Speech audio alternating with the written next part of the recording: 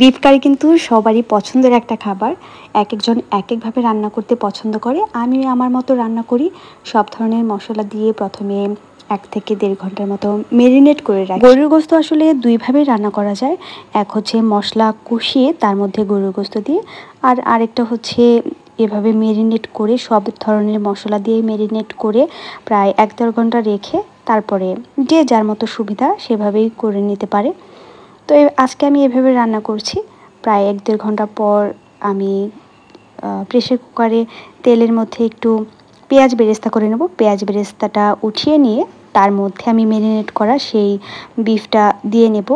সেটা প্রায় আধা ঘন্টার মতো কষানো হয়ে গেলে গরম পানি দিয়ে নেব। গরম পানি সেদ্ধ হওয়ার জন্য যতটুকু পানি লাগে আর কি ততটুকুই দিয়ে। এই তো হয়ে গেছে আমার বিফ কারি। এটা খেতেও বেশ ভালোই ছিল। সবশেষে পেঁয়াজ বেরেস্তা আর কাঁচামরিচ দিয়ে কিছুক্ষণ ঢেকে রাখবো। আর গরম গরম ভাতের সাথে এটা খেতে খুবই মজা।